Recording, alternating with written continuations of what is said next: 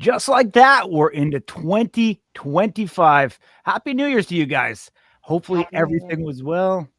Hopefully, I know you were traveling, Brittany. Hopefully the airlines weren't too crazy. I know there's things going sideways in the United States right now. A lot of craziness in the world. I mean, it even hit you in your hometown, obviously, with the Trump Hotel, incident happening in Las Vegas. Just awful to see where the world is at right now, day one of this new calendar year. But we can have a lot of optimism as to what's to come and not let all this distract from really what we do in our day-to-day life and living that life to the moment. But Brittany, talk to me. How was your break? We haven't heard from you in about 2+ weeks here. So talk to me. How was it? My break was good. I was in Columbus, Ohio. So that's where my boyfriend's hometown is. So we got to check out a lot of great gyms. It was great just to be around strength community. It's a little different than Vegas. So it's kind of like more bodybuilding here where it's more strength there. So it's good to see people. I don't think we have any slappers out of Columbus, but those farm boys and girls, I feel like I want to recruit some people from there because they're strong and they're tough. So Yeah, I mean, not from Columbus specifically, but we do have guys, previous champion John Davis, just north of there, in a small town outside of Cleveland. We have Ryan, the King of King Phillips, who is in another suburb of Cleveland. So there are some guys around there, but not Columbus itself. I know you have a strongman background, and isn't West Side Barbell in that area as well, and that whole kind of community? it is. And I was lucky enough to train for the second time ever Elite FTS, which is an invite only, which the owner, Dave Tate, was a West Side ambassador, trained directly with Louis. So just to be invited into that gym is a privilege.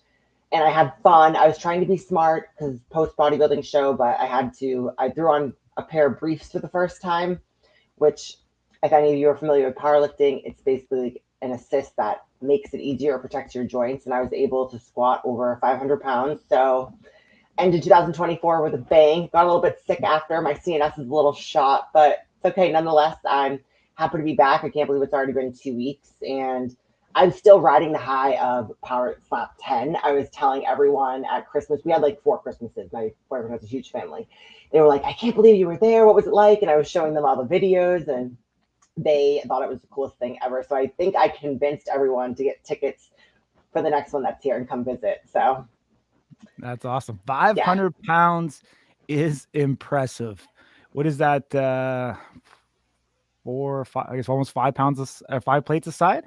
Pretty yeah, it close. was five Four and a half. 525, and I did it with a catered bar. So we had 4 plates, but then two 50-pound chains on each side to offset it a little bit, just to make it more fun. Like I said, I kind of wanted to just train, not in the smartest way, why I was there, but yeah, that whole environment, just like any good sport that has community, when you have that environment around, you're going to be more likely to go off the deep end, I guess.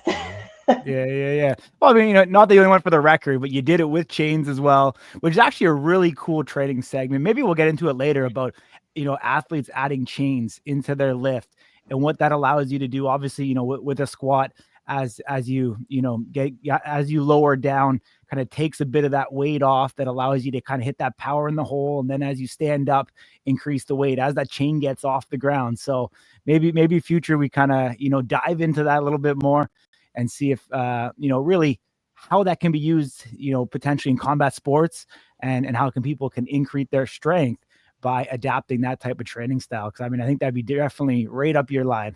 I would love to. If anyone wants to nerd Yeah. out with me and Corey about that, please leave us a comment because I really think that more people training like that for power slap specifically, it would help. It just can be a little intimidating to learn, Mhm. but I would love to talk about that. So let us know. Absolutely. Michael, NYC, how has the city been? All that I see is the Hallmark kind of Hollywood scenes, the movies, all that stuff. Is it like that in real life, or is it still hectic every day? No, it's still very hectic, but they turned around Times Square pretty quickly. Things are looking clean, and thankfully, knock on wood, nothing crazy going on this side of the U.S. But definitely, my heart goes out to those who are victims of some of these terrible tragedies that have happened over the last 24 hours. Not exactly what we want to be talking about on New Year's. No, absolutely. One of the things that are interesting, I'm not sure how much you guys follow Twitter and follow Elon Musk, but he's been going at it the last week, really talking about how traditional media has changed. And what he's been saying on his platform is that you guys, the users, in a lot of ways, us and our platform here at Slap News, kind of alluding to those types of things where traditional media is no longer the way that people are consuming media. And that on these types of platforms now, the narrative, the story is changing. Even like I got up this morning and we talked about things in New Orleans. It took me I'll be honest, it took me 5 to 7 minutes to figure out what actually happened and put it all together. But I literally got a multitude of different, sources, and different perspectives and different things. It was very, very different. Like I didn't go to a CNN, I didn't go to Fox News, I didn't go to a traditional news source in order to obtain it, but rather went to Twitter and learned and very quickly learned multiple sides or different perspectives and people on the ground and different video footage. So we're living in quite a time right now where the media landscape is changing in front of us. I'm curious to both of you, doesn't matter who goes first, Ding or Brittany, but how did you hear about this thing? And do you kind of echo that sentiment that the way that we are consuming media is forever changed? Ladies first. Well, it's funny because I was a journalism major. I graduated at University of Rhode Island in 2014. So over 10 years ago. And they predicted, I remember my professors kind of basically told us newspapers won't exist.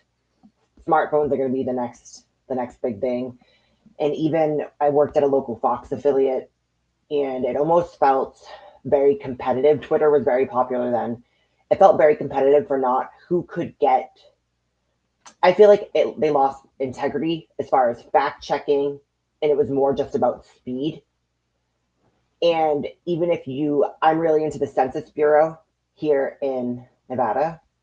Because I was new here, I didn't know politics as well.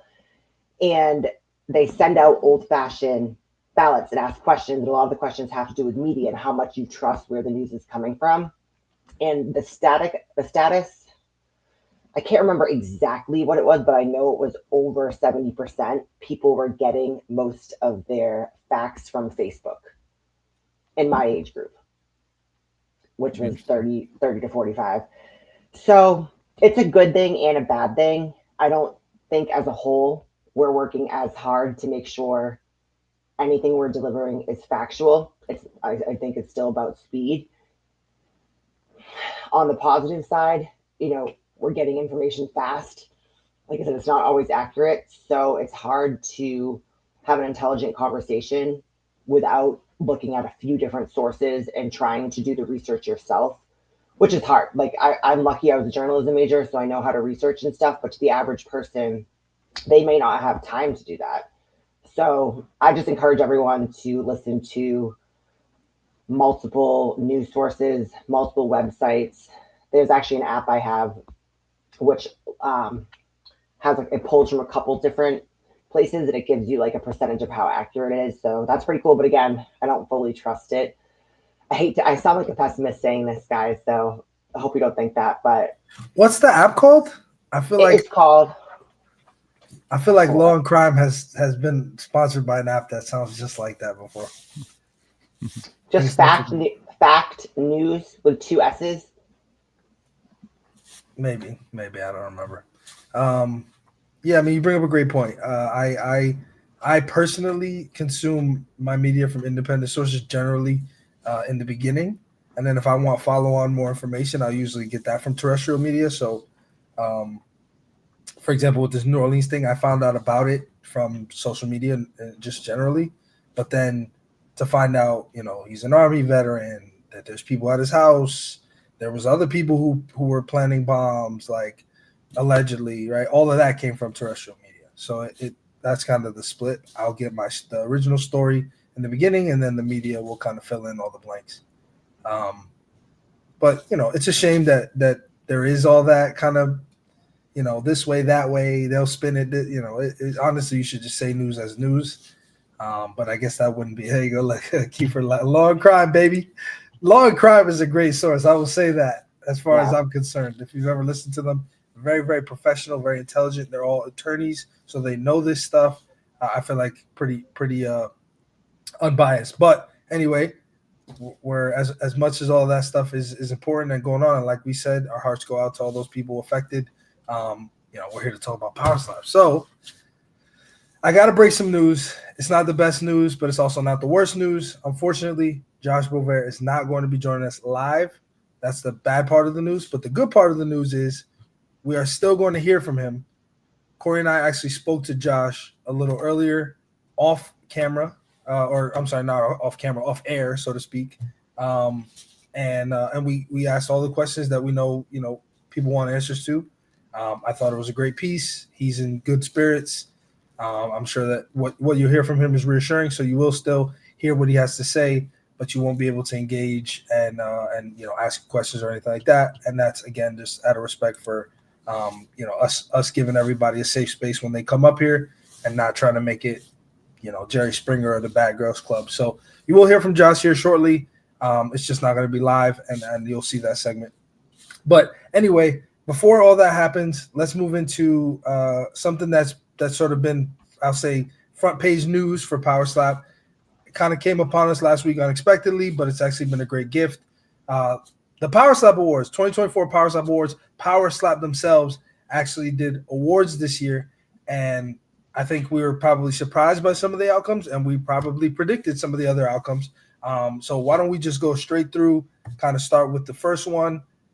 It was Knockout of the Year, right? Knockout of the Year is a tough one because there's so many great knockouts, right? You have knockouts and you have TKOs. Both of those are eligible, so to speak, for the knockout category, but ultimately it ends up with the Dumpling knocking out Camille Marosars at Power Slap 8 back in June. Incredible knockout. Corey, I'll start with you. What did you think about him getting that award, Knockout of the Year? Did you expect the Dumpling to get it, or do you feel like maybe they missed the mark? Yeah, you know what? I mean, Dumpling, the biggest superstar, in the world. You talk to anybody outside of the United States about slap fighting, and the number one guy that they recognize is Dumpling. I mean, he came over and he had all of the accolades. He was this myth. He was this legend, from the former Soviet Union, Russia, etc. There was a lot of mystique to him. A lot of the past content was done, in Russian. So we weren't able to even actually, understand what this guy was saying. He speaks through a translator. He came over here and took on, Kamal, and in impressive fashion, the like you would write it in a Disney script or movie. One slap done. Potentially, potentially could be honestly the greatest slap in Power Slap. I mean, I put that up against Vern Cathy versus Samir Nuruddin. As one of those strikes that will live on for a very long time. I think they got it right here. I think he's certainly deserving of it. And it just happens so. It sets up for the headlining event on Power Slap number 11, January 30th, leading into it. I believe today was the first time, at least I seen the trailer that they dropped on New Year's Day for the event in Saudi, kind of touting this rematch versus the crazy Hawaiian. And so kind of everything lining up there, I do believe that they got it right.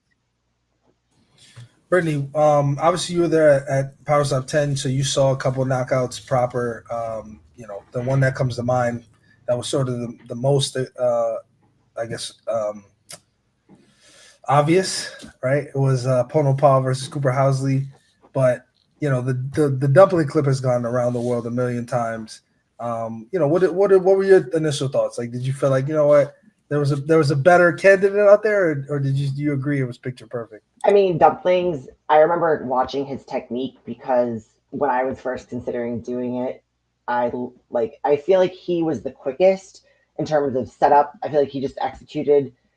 And he also has this way about him where he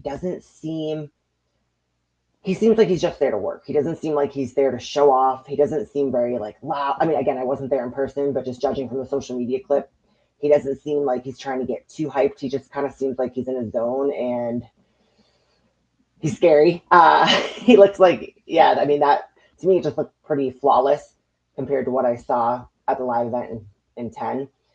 But again, when I was reviewing his footage to study his technique, I was kind of scared and intimidated. I was like, I don't know, what if I'm against someone like that? I don't know if I can handle handle that because, there's an aspect of luck to the sport that I personally know I could never do because it's like if you're getting hit first, how do you recover from that? That's why I like to ask the athletes that, like the mental toughness component. But yeah, Dumpling deserved it. Why did my camera go out again? Can you guys hear me? We can hear We you. can hear you. Okay, And there we go. now we can see you in your secondary. All good. Let's look at this camera instead. Some great points for sure. I think the one that came to mind first, and I think just based off of, I guess, importance, was Manny KO and Chris Thomas. That event was important. It was built around them coming off of the show, Power Slap 6 last year in February. These guys go 5 rounds. They really don't like each other, right? There's the whole Chris punching Manny on the show. Their coaches opposite one another. Chris is coming back, and Manny's supposed to be the next guy. They go 5 rounds. Manny gets dropped. And then to come out in the 5th round and just, knock the champion out like that to become the champion, I thought it was a massive moment. What I'll say about Dumpling, though, obviously the knockout itself is picture perfect. But I think more so than that, the guy deserves the most credit because just the amount of pressure that he had to consume being flown all the way from Siberia to the United States. I think they said he took 2 planes. One was like 15 hours. The other one was some crazy amount close to that. He comes here. He's touted as the guy, right? Dana White's very public about Dumpling being the person who got him into this. So it's like you have to go out there and do something special. And if he didn't do what he did that night, does the mystique wear off? Does he not end up in, the rematch now where would he have fought the Crazy Hawaiian, right after that match at Power Slap 9 if that didn't go the way that it did? Probably not. And so I think he deserves all the respect in the world for that piece of it. And I think, again, it was picture perfect, but I just think in my head, as far as importance, the first one that came to mind was Chris Thomas, Manny Muniz, but I can't say that I'm upset about who ended up being given the title. So congratulations to Dumpling. It's a great honor. Again, the first official Power Slap Awards hosted by Power Slap. You become Knockout of the Year. That's something you should be proud of. Chin of the Year, moving on. We got 2 Chin of the Years. I think it's safe to say you can give Crazy Hawaiian Chin of the Year every year from this point going forward. And so he was, the first awardee, and then you also had the heavyweight champion, Damien DeBell, was the second awardee. Brittany, I'll let you start first with this one. I mean, you saw Damien DeBell compete, in person. The Crazy Hawaiian hasn't competed since 9. He was there as a coach. But generally, I mean, he is what I would consider to be kind of the pioneer of the whole, take a slap and do this motion like you're eating it. So I think generally, outside of, one time that we've seen him really in trouble, I think generally he's got a pretty ironclad chin. So what did you think about Damien DeBell and the Crazy Hawaiian getting the Chin of the Year award? Yeah, well, the Crazy Hawaiian I'm a fan of just because of his attitude. Like when I picture this sport, I picture him, like his breed. I feel like he was put on here to do this, but then also having talked to him in person, he's so relaxed about it. Like he was telling me how he trains, his mom helped him set up and everything, but he's just so tough. I feel like he has such a natural amount of power, and he kind of admitted to me like he wasn't even training like he should have been. So the fact that it's like there's so much potential that I don't think he's even tapped into. So I hope that fired him up because again, when I met him. So I'm going to pull up here real quick. I hope it works. Just going to kind of go on the fly here. The Crazy Hawaiian. Look at his makeup. Look at his build. This is a guy that probably has a 25-inch neck. I mean, incredibly big human being, weighed in at Power Slap last time we seen him in Abu Dhabi, 420 pounds. Talk to me about the makeup of a human that big, and the God-given gift, I guess, to be that large, the bone structure, to have a neck that thick, specifically talking about the Chin of the Year, because we know when you get knocked out, it's your brain shutting off. It's your brain protecting itself from the impact or the collision that it was just in. But when you have such supporting, mass around you. Talk to me about how that can be an advantage in a combat sport like this. Well, it's a huge advantage. I mean, it's almost unfair when you weigh 420 pounds and you're naturally, like, you can tell just from looking at him. He reminds me, actually, when I first met him, I joked around. Do you guys remember that old show, Rocket Power?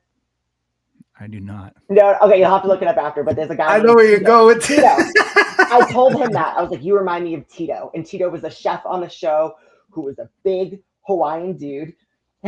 He was always cooking for everyone, always eating, and he reminded me of that so much. But he's just someone, like, he even said, he's like, my mom's big, we love to eat. When you genetically have that gift and then do something with it, I don't know what his neck would be naturally. It wasn't hard for him to add muscle, but when you have a thick neck like that, that is a shield. It is a shield. Like in the military, you want a big neck because it's survival of the fittest. Mm-hmm. You can get hit harder and you're going to get back up. You're not going to feel it, especially in a sport where you're getting slapped. It's protecting you. It's not, I honestly don't think it would even hurt as bad. I don't know because I haven't done it. I think everyone's pain tolerance is a little bit different, but it's a huge advantage. And you can work your whole life to gain muscle. You can gain mass. But again, when you are genetically gifted and born with that, just a large human. I mean, how many people, you can probably count on maybe two hands. Do you know anyone over 400 pounds? Mm-hmm. And I've been around the strongest people in the world. I've been around Brian Shaw. I've been around Thor. I don't want to recruit anyone to strongman, but I think he could kick some of their asses. Just like, he's just so sturdy. Yeah. Actually, Shaw actually hit the power cube in the apex one time. We'll have to pull up that footage of him doing it. I don't know offhand what his score was. I do know it was quite high. I believe him and Ryan Phillips had similar actual accolades to it. There's the crazy Hawaiian. I really do feel as the sport continues to grow, we're going to see more strongmen coming over to it because they're competitive and they want something where they can prove their strength. Mm-hmm. And it's strongman is gentle giants. They never want to hurt anyone, but they're competitive. So I feel if you can pull up the Brian Shaw score, we might get some more people recruited. Yeah, absolutely. I want to talk to you because, I mean, very early on, Power Slap 1 until about Power Slap 4 or 5, traditional media, more so the MMA media, were very, very fascinated about Power Slap. And they're like, how do you train to receive a strike? Obviously, this is a sport that you can't take, head impacts throughout the entire time. And a lot of the athletes talked about neck exercise and stuff like that. It seemed to kind of subside the last 5 matches where that hasn't been, one of the more prominent questions that got asked in the press room.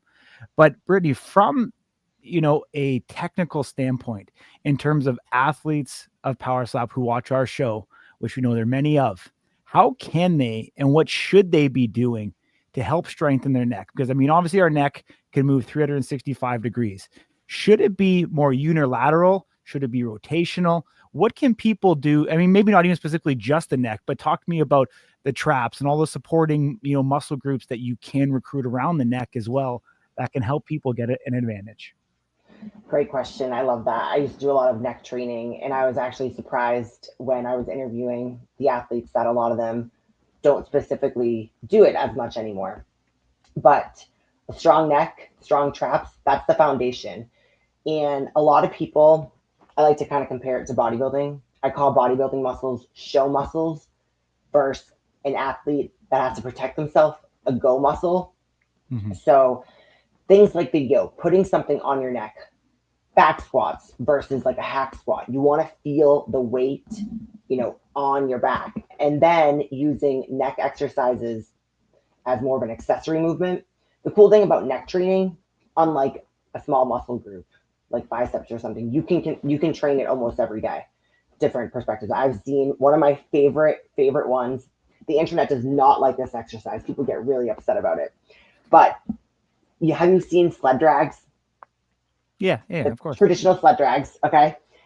There's a strength coach who taught me this. He is out of Fort Worth, Texas. His name is Josh Bryant. He owns a brand called Jailhouse Strong, which Okay. literally the concept is, how are these people in prison so strong in just, a small area? So study them, talk to them, and something that they did, obviously pull-ups, push-ups, but they would literally pull a sled with a rope around the back of their neck. It sounds ridiculous. But I do think that's something you can also do it laterally, just to be able to handle, like, bulletproof yourself. It's going to help with, from a concussion standpoint. Like I said earlier, the naturally thicker your neck and traps are, the more it's going to be able to support, the less you're going to be whipped. So just training from a full body perspective. And then again, another little thing that Josh says is, don't neglect the neck. And I think a lot of people unfortunately do, because they don't think that they want a big neck. It's not something that's aesthetically, it's not like walk around saying like, wow, what a nice neck you have, right? But Yeah. protecting the brain, and as we have more research on things like this, I think people realize how important it is to include that in their training. And I hope anyone listening, maybe just do a quick Google search after. I think Jailhouse has a free neck program. Start incorporating that. Some of the exercises might look a little silly, you might get some questions at the gym, but if you want to protect yourself and be strong all around, gotta build that neck and build those traps. Yeah, absolutely. I mean, going back 15 years now, like training at Gold's Gym, you remember the old hammer strength 4-way neck? Do you remember that device? It was by they had a techno gym one. I think that was the brand. Oh, did they? Yeah. Okay. Yes. So the one that I seen was from Hammer Strength. Okay. Plate loaded, very, very cool. It was funny because it was always, kind of, you alluded to, is that, the 40 to 50-year-old strongman guy comes on this thing, sits there, does a variety of different exercises on it. And was one of those things, obviously, from a bodybuilding perspective, you didn't want a thick neck because you wanted small joints, big muscles. You needed the illusion to look bigger. But from a strongman perspective, and, obviously in combat sports, they're not judging you by how pretty you look up there. So I hate to break it to all you power slap athletes. If you want to do modeling, this isn't your way to do it. But, from obviously, like you said, because, wherever the weakest point in your physique is where you're going to fail. And kind of, as you alluded to, and I know you talked about doing a 500-pound squat, to keep that weight, upright and be able to effectively move it, in the direction that you want to go. Obviously you need to, from your ankles to your calves, to your quads, to your hips, to your lower back, to your shoulder, to your neck, everything has to be aligned. And what'll stop you from increasing that weight is wherever your weakest point is. And, for a lot of people, who may never put it into perspective of working that kind of upper, shoulder, trap, neck area, it definitely could be something that hinders people from, adding more weight to their lift and, or, adding additional strength to be able to stand up there and absorb the impact. So you'll notice too, if you ever, I sound like I touch a lot of people, but if you ever like touch someone that is just a naturally strong person, they have a higher tone in their muscle. Where it's funny because I've been around bodybuilders, some of the best in the world, the best strongman, and now a power slap. Like, not that I go around and touch everyone, but you can almost feel like it feels like they need to relax their traps, like they feel tight. But that's just a higher tone, which is good, because if you think about it, you wouldn't static stretch before you went to go lift a heavy weight. You would tear something. So same thing, they're naturally tighter, and that comes from building that dense muscle, building the joints, the tendons, supporting muscle. So so I hope, again, because I was a little surprised, a little disappointed, not gonna lie, when I had the opportunity at Power Slap 10 to talk to some of the athletes, how they were training, because there's so much I feel that they're missing on the table. I was like, all right, if we can dial this in a little bit, like, you're going to be unstoppable. And we want that. We want everyone to bring their best in 2025. So I hope that's kind of the motto. Don't neglect the neck. Protect yourself. We'll have to put that on a t-shirt for sure. Yeah. So definitely. Russell Rivero coming up, Power Slap number 11 versus Austin Turpin, a guy that, Brittany, I think you are going to fall in love with in terms of his mentality, his training routine. He's a guy that's in the gym from Texas. So just kind of painting the picture of what type of guy this is. Hardworking guy, originally from Hawaii. Yeah, Hawaiian. Yeah. There you go. Yeah, absolutely. And just has kind of a carefree, no F's given type of attitude. He's a guy that actually he'll go. So typically, in Las Vegas, as an example, the bus will leave from the hotel to the venue at 3:30. This is the guy that's in the gym at 2:45, getting a workout in, because he actually feels the pump, the blood, moving everything in his muscle, primes him to be able to perform better at night. And so I think that's a guy that you'll astutely be watching going forward because of that workman-like mentality. He sounds like Kobe Bryant. Yeah, a little bit more rough around the edges, not gonna lie, but good guy overall. Hawaiian and Texas in him. Yeah, I can't even think. When was the last time we actually had Russell on the show? We're gonna get him on here real soon. Dude, Russell's like a ghost, man. It's real hard to get a hold of. Absolutely, he is. All right, then let's keep on moving on. Was great to obviously get into that. So, I mean, you guys let us know. I mean, we've got Brittany here, who is a wealth of resources and knowledge across the board in this area. So if you guys want to know more, definitely let us know. Yes, please. And, yeah, I mean, do it here. Send us a DM on Instagram as well. And, we can incorporate more of this going forward as we kind of get into it. But Ding, I believe you were saying the Joshua Boisvert interview obviously is not going to take place live. We pre-recorded it before the show. It's ready to go now. So let's get into it. Let's hear what Josh has to say, and then let's break it down. Yeah, man, I hear you. Look, the holidays is a busy time. It's busy for us. It's busy for everybody else. There's a lot of stuff going on. I know you're Canadian. America's got a ton of bad stuff going on. So I don't know. I'm not really sure what the reason for that is around the holidays, but it is what it is. Look, man, I would be remiss if I didn't kind of address the elephant in the room first. And I'll sort of let you say whatever it is you want to say, however you want to say it. Is there a reason that you can give us from your perspective, from Dakota's perspective? He's gone out publicly and said that it wasn't from his end that the match got canceled. I don't know how true that is. So I just want to ask with respect, what happened on October, coming up to October 24th, Power Slap 9? 100%. So yeah, it wasn't Dakota at all. I was the one that pulled out of the match. It was the day we were supposed to get on the flight, very shortly. So the flight was at like 6, and I pulled out of the match around like 4 o'clock.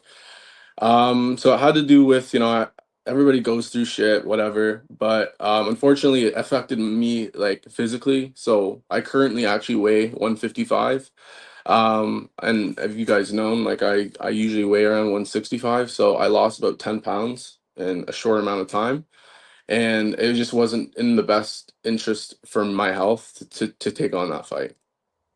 Now, did any of that have anything to do with it being kind of, halfway across the world in a place that you've never been? You're taking a flight that's extremely long because if I remember correctly, you're on the west side of Canada, or closer to, was any of that kind of pouring into your emotions during that time? So obviously, like every time you're gonna go on the stage, or every time a fight week, build up to the fight week, you're gonna be stressed out. You're gonna have shit going on, but it was a accumulated effect. It wasn't just going to Power Slap, going to Abu Dhabi. Like I said, like shit happens. We all have things going on. And I wasn't able to manage that stress at the time, with everything going on, including Power Slap. And yeah, it just took a toll on me. And I apologized to Dakota. I messaged him shortly after. It's a huge opportunity for him and for me to go to Abu Dhabi. It was history. It was a history card, right? It was the first time Power Slap went anywhere outside of the United States. Of course, would want to have been a part of that. That would have been, a great way to wrap up the lightweight tournament, and then we could get the lightweight class going. We have a belt that we need to be fighting for soon. So yeah, I mean, it is what it is, and shit happens.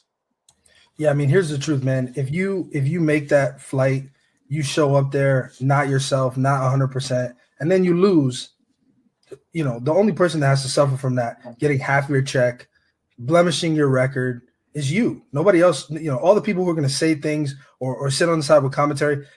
From our perspective, we would encourage anyone who's not 100%. If you don't feel like you're going to go up there and give your best, don't be excusing it when you go up there and don't, because you have that opportunity to make that decision. And in your case, you did, what you felt was best for you. So looking forward past that date, December 6th, Power Slap 10, Dakota gets Anthony DeFrank. Now that match does not happen. Dakota gets very sick. He's actually in Las Vegas at this time, but he doesn't get cleared. His tonsils are very, very swollen. And so these guys aren't going to compete, but they're very friendly. Now I know you were watching from kind of afar. Who did you have in that match? I had Dakota. I had Dakota for sure. And as you move forward now, where do things stand? I mean, you're still number 2, right? Trujillo's number 1. There's been no movement in that division since your fight was scheduled off the show. Are you still in this thing? Are you wanting to compete? Do you have a kind of time period in mind? Do you have an opponent in mind? What do you think should take place next for you?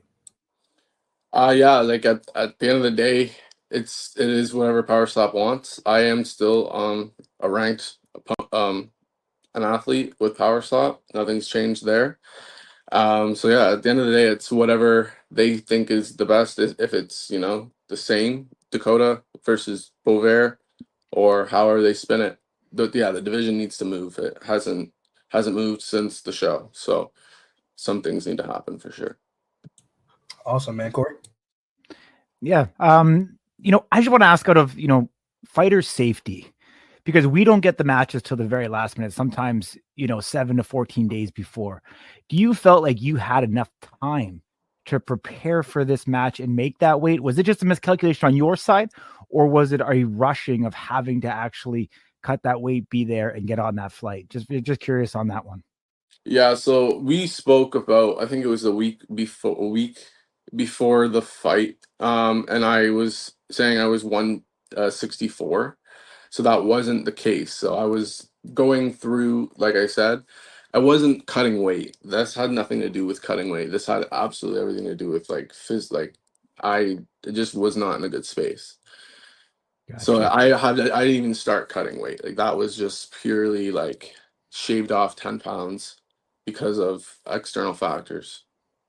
So more like stress, you're saying, more pretty much stress. You kind of lost that last 10 pounds. Yeah, like if I step on the scale right now, I'm fully clothed, it'll say 156.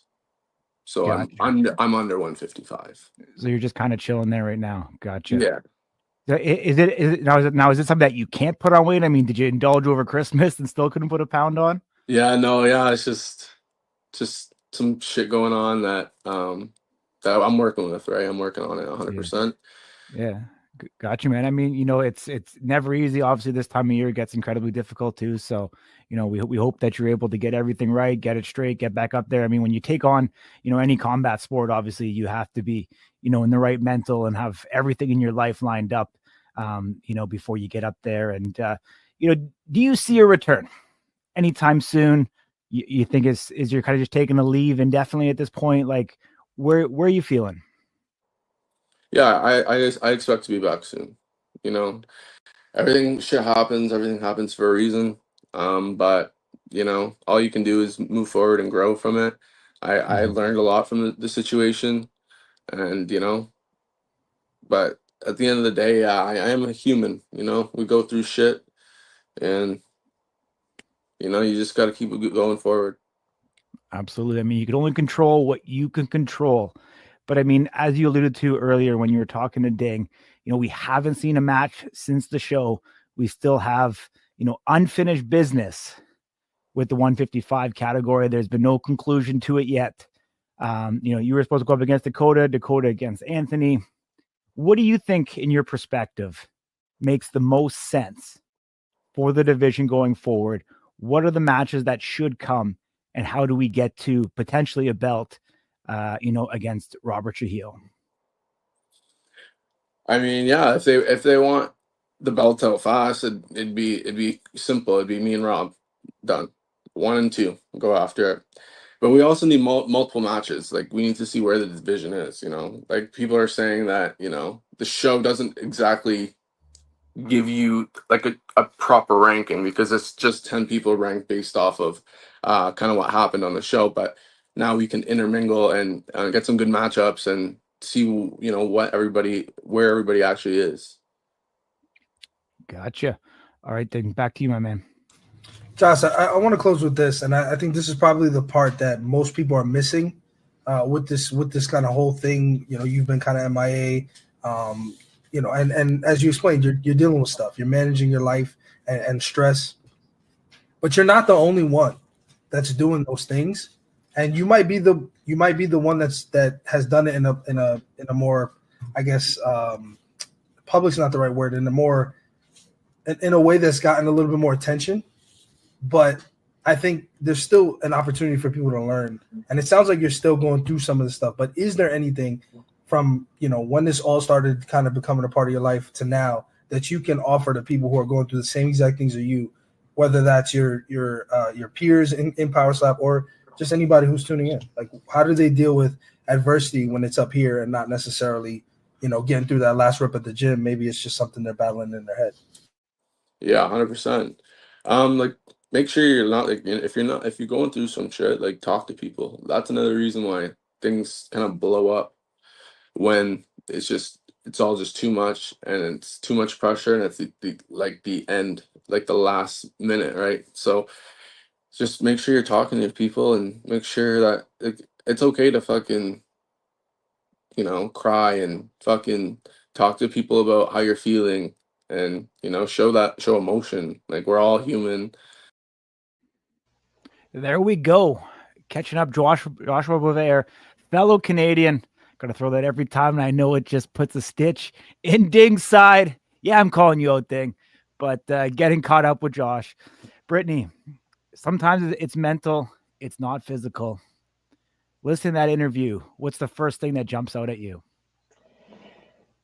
He seemed a little sad, honestly. You know, I can relate to that. I love that he still was able to talk. I do feel like he was being a little guarded. I kind of just want to I empathize with him as a coach myself too. But he seems like he knows, you know, what to do, so he doesn't go down a spiral. Like, he wants to stay in it. So I think he's doing what's best for him. Tough call, but I respect it. And I think that sometimes is actually the harder thing to do. I think yeah. Yeah. I mean, obviously stress plays a big factor in everybody's life. You know, we talk about stress kind of being the silent killer. You know, overall, a guy who, you know, I'm sure you see, you know, naturally lean athlete, let's just put it that way. You know, a guy that lost weight in a cut without doing anything, you know, the amount of stress, you know, kind of took those last 10 pounds off. And I mean, now we're sitting here 8 weeks later, and he still hasn't been able to put on a single pound. Talk about how hard that is, and how can somebody buck that trend to kind of get back to where he used to be, you know, that 165, 170 walk around. So it's really, when I'm helping an athlete with this, I don't like to just use the approach of something scientific, because we all know how to gain weight, especially when you're a hard gainer. Sometimes you just have to force feed. Sometimes it takes shakes. Sometimes it does take junk food. I don't typically like to go that route, but for some guys, females don't usually have this problem, but for some guys, it just takes a lot of like high glycemic carb cereal, just kind of force feeding it. Something that's good on the palate. But where it's more of like a mental block and a stress thing, first addressing that, figuring out what are some techniques we can do, breathing techniques. I find that a lot of athletes I've been recommending, again, I'm not a doctor or anything, but there's something called NSDR, which stands for non-sleep deep rest. You can YouTube it. Anyone listening I encourage you to try it. But it's shown to just take down your cortisol level. And oftentimes that is what's causing the appetite suppression. So if we can first get a handle on ways to naturally combat that, because so many people these days are too quick to Google, you know, what supplement can I take to increase appetite, or what can I do, where just trying to naturally lower your cortisol level, which is hard. You know, it's easy for me to sit here and say, like, just don't stress. I'm a type A person. I get really, really stressed out. And in those times, those are actually the days that I won't maybe diligently track. Maybe I skip my workout because I know as an athlete, it's more important to place my mental health and my stress first. So I hope, I brave of him to talk about it. I hope that he is getting the support he can, family, friends, a coach. Oftentimes that's when you have to go a different direction and make sure, because not every coach is going to work, just like you're not going to get along with everyone you meet. Not every coach is right for you. They might help you with one aspect, but I feel it's a good idea to often work with multiple coaches because you're going to learn something. And any good coach will tell you, they'll encourage you to work with other coaches because that's how you learn and that's how you grow as a person and an athlete. So again, I empathize with him. I have faith he'll be back, and I think he's doing the right thing. And I love that he still was able. I understand him not wanting to do the live. I wouldn't either, but I love that he still was honest. That's what it's all about. Like, not every athlete is going to have a good day, a good season, all of that. And as Rod just said, mental health ties to physical health. We don't know what he's going through. Easy for us to judge, not knowing anything other than the outcome. Exactly. And we were talking about media in the beginning of this, and that's something. Put yourself in these athletes' positions. Imagine they're getting a lot of attention. People on social media are talking. You don't know what they're dealing with or how they're processing that, especially if they're a newer athlete and this kind of like social media fame is new to them. It's not always fun. I'm sure all three of us have had to deal with something at some point because we talk on the air. It's just part of it. And you learn tools that make it easier as you progress. But there are some days, some comments that are just still damn hard. So yes, mental health is directly related to physical health. And I'm happy that we can now talk about this, because a couple years ago, this wouldn't even be a conversation. 100%. 60 seconds. I want you to give me the short version of this. I know we can do an entire podcast on this subject of cortisol, but obviously when your cortisol levels are increased, talk to us about what is going on inside of your body and what your body's trying to do. And, because it's impossible to put on weight with elevated levels of cortisol inside that body, because your body essentially is in, that fight or flight mode where it's kind of fighting for survival. So talk to us just a little bit, because I think there's value to be had for other strikers that may not be in the exact same situation, but dealing with other life stresses as well, and may not be getting the same outcome. They may not be able to drop weight because they have higher levels of cortisol as well. So, just kind of talk to me about, so just to inform, our viewers, if your cortisol levels are elevated, what is actually going on in your body, and how important is it obviously to reduce that to be able to get the desired outcome that you want? Yes. Okay. So I'll try to do it in 60 seconds. So first off, we need cortisol. Cortisol naturally spikes in the morning. It's what gets us out of bed as humans. It gives us drive. Too much, as you said, it's going to affect everyone differently. When you're in fight or flight, you could be someone that turns to food in order to help your anxiety. So cortisol feels like anxiety. It feels like kind of when you have butterflies in your stomach, your heart rate literally increases. You start to sweat more. That can cause someone to reach for food in order to eat more to help suppress that cortisol. Temporarily, it does. And then other people, when they're in fight or flight, can't eat. They're nauseous. It just depends. I can't answer that for everyone. But the importance of trying to reduce that naturally and not going to something like an SSRI before is, stress, like we said, is the number one killer. Continually high rates of cortisol increase risk of cancer, heart attack. You just don't feel good. You're more likely to get injured. Your sleep isn't going to be sufficient, so much. So it's kind of like a downward spiral.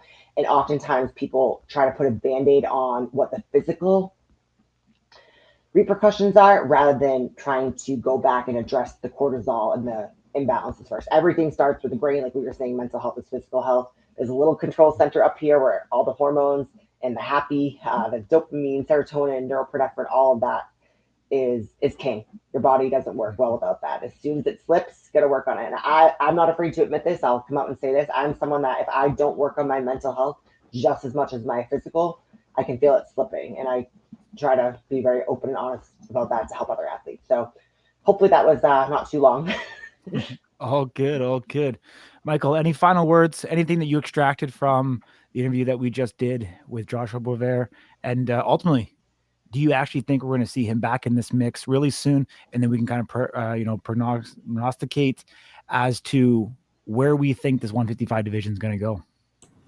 Yeah, I definitely think we see him back. I don't think there's any better indicator than the man himself. I really stand by what I said to him. We see it happen often, even with guys who win. I'm not here to call anybody out, so I'll omit names. But guys who win, they don't like the performance. It's not an impressive performance. They squeak a decision out, and they're like, "Oh, I went through all this fight week and all that." And what if you lost? What would you be saying? Would you be saying the same things? Would you be talking about how tough of a camp you had or tough of a training you had? And this guy made a decision to not even have to go there, not have to make excuses for why he wasn't going to be able to do what he thinks he's capable of. He saw within himself he wasn't going to be able to go up there and perform to the best of his ability. And I think that, again, there's money on the line. There's your future on the line as far as, you can't just lose and then get a title shot in every situation. It doesn't happen for everybody, right? So it's easy to throw rocks when you're sitting, in a palace that's made of iron, but I think most people are sitting in palaces that are made of glass. And so, I would just encourage everybody as adults. I've done the whole, mental toughness thing and don't be a bitch and all this other stuff. I was in the military, right? I know the culture. I got it. In a lot of ways, I'm somebody that compartmentalizes things and all that. But if somebody's has the courage to stand up and say, you know what, things are not okay. I'm not doing all right. And I don't think that I can go up there in front of however many people, live in person, plus all the people who are viewing it from now until, forever, because it's on the internet, and get this outcome that I want, then my hat goes off to him. And I think, unfortunately, we'll never know what would have happened if it did go through. But if he goes up there the next time and he wins, I think he'll be even more vindicated in his decision making, and getting those 2 checks, and everything will just be better for him. So again, I would encourage everybody to not really be picking on the guy, because if you were going through stuff, you don't know what it is. I don't even want to use examples, but there's a lot of strikers who actually have real hardship going on, real serious stuff with their children, with their spouses, with custody battles and things like that. Like I just don't think it's cool. So on a serious note, like I really would encourage everybody to just kind of look in the mirror and think, what if that was me? Would I want people shitting on me because I made a decision that I thought was best for me? Probably not. And hats off to him for coming on our program and platform and talking about it. Because like Brittany said, it's important. And men particularly, we're bad at it. We're real bad at being honest about where we're at. And we push and put on the face.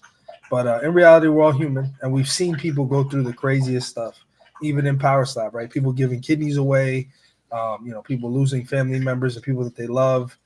This is a sport where it's a sport. It's ironic as anything's ever going to be, because it's a sport about toughness, but mental toughness is just as important in the game. And you can't, just like if you go to the gym, right, and you're in order to get your muscles bigger, you have to work out. It's a similar routine when you're dealing with things that emotional intelligence and those stressors. You have to do those rounds and those reps. So, it is what it is.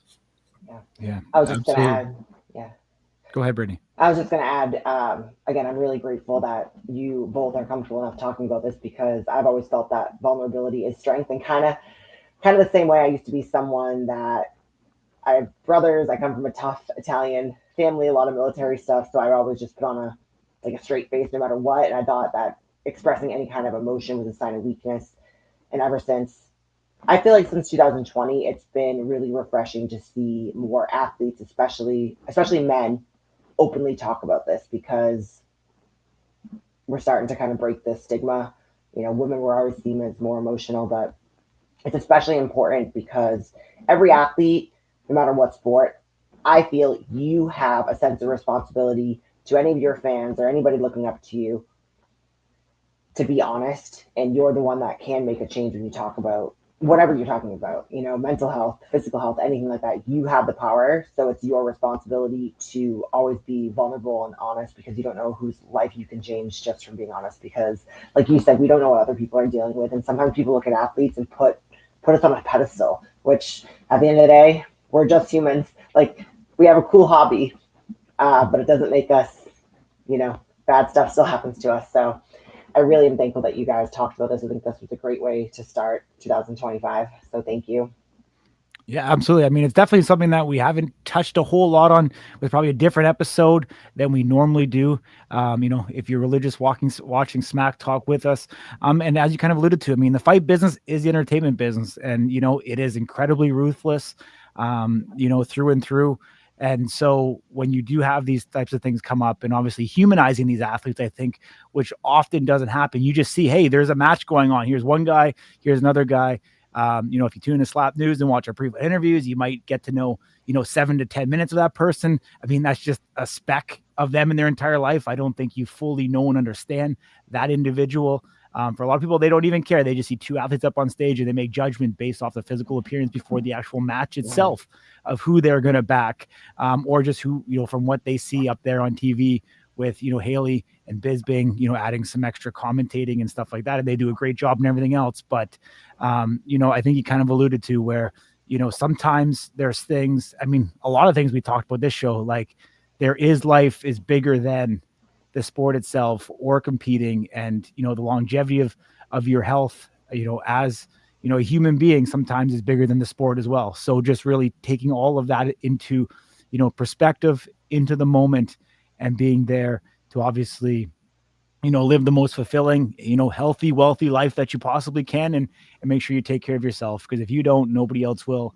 And I think it's certainly important for everybody. And it's kind of the sentiment of, starting the year off, like we said, January 1 here, getting ready for 2025. I don't know. I'm going to ask you, Brittany, New Year's resolutions, anything, any goals, any things that you're striving for this year? Yeah, I'm glad you asked. Actually, after we hang up every year on January 1st, I have a tradition where I review my goals, see which ones I didn't hit. And I can successfully say, except for one goal, which was a 500-pound deadlift, I've had that goal for like 4 years, and I somehow just always get hurt trying to make that happen. But what's really cool, and I think it's really powerful for anyone listening, that you should physically write down your goals. Like, I have a little whiteboard, I do it. There's something about writing it down and having a couple of them. But something, Corey, is that you guys might think I'm a little woo-woo for sharing this, but I wanted to compete in something, and I ended up competing in bodybuilding again, which I thought I was retired. And then I wanted to have more media opportunities for something outside of just strength sports. So I feel like that happened at the end of the year, planted my seeds. Corey, we had talked back in June on social media, and then right before, I think it was Thanksgiving, you asked me, and I was so excited. So that was a huge goal, and I was talking about it last night or the other night at Christmas, with my family and everything too, just saying how excited I was, because it's really special. I did strongman. I helped grow the women's side of strongman, and I can now confidently say that. I used to not like to take credit for it, but I'm in my 30s, so a little more confident now. Yeah. But I feel the same way about this sport, especially because of Dana White backing it, and all the production was just put on, how passionate both of you are. I can't wait to see where it's going to go. And I'm excited that I'm in on it from the beginning. There's only been 10 events, and I was at the 10th one in person in Las Vegas. So it made me feel like everything happens for a reason. When I first moved to Vegas 2 years ago, I had no friends, no community, really depressed and sad. And now I feel like I'm thriving here. And yeah, I'm super excited to see where else we go this year. Absolutely. Definitely looking forward to seeing your growth personally and professionally. Ding, over to you. I know you're getting back in the gym. I know last time I seen you in person was kind of your last hurrah. You're like, I can enjoy the meals that I have, but let all the listeners know what your goals are for 2025. Yeah, man, the gym's important. Obviously, I have quite a few little ones and more little ones on the way. I'm a little younger than I probably, most people think, being 29, but I'm probably not in the best health ever since I got out of the military. Some of those injuries kind of I neglected to manage them effectively, and so the gym was kind of not only a hurdle to get over just because it's the gym, and a lot of it is kind of inflicting some level of pain and discomfort on yourself. But then additionally, right, being in pain, having some of these ailments that are lingering, it just kind of made it all worse. And then spending money on food that you probably shouldn't be eating. It's not good for anybody. It all compounded, right? And then for those of you who have seen me, obviously I'm not in the greatest shape, but it's important because it's my health. And so, I'm taking that very, very seriously now. So this year, I'm looking actually to lose. I mean, I think 100 pounds is probably a lot, like safely, but I believe I could do it just because of how quickly and kind of my ethic and how serious I am about it. So probably slim down 100 pounds here in the year 2025. I started a few weeks ago, so not exactly a New Year's resolution per se, but we're getting to it. And then of course, we expect more events this year, and we really just kind of want to keep on raising the bar with Slab News. It's important to sort of evolve with things, right? We see all these trends that all kind of fizzle out because they don't evolve. And so for us, it's really important to evolve and follow kind of the wave and be able to capitalize on the different moments and figure out what's hot and what's not and when to move on and things like that. So you'll see a lot of experimental stuff from us, right? We'll be this next event, I'm pretty comfortable saying now that we'll probably be doing a watch along, which is something that we've never done before. How that's all going to look, I don't know. We haven't exactly figured all that out, but it'll be fun for us to be able to engage with the fans that way while we all watch the event, whereas in the past we've never done that. So just things like that I'm really excited about, and I think for this year, you'll see Slab News take it to a whole new level. When is your new family member due? My new son, my fourth child, is due March 27th. So I'll be having my fourth child. My poor daughter, she has three brothers. So that'll be it's good. They'll protect her. She'll be really tough. Yeah. And my two sons will be just a year apart, so they'll have a lot of fun.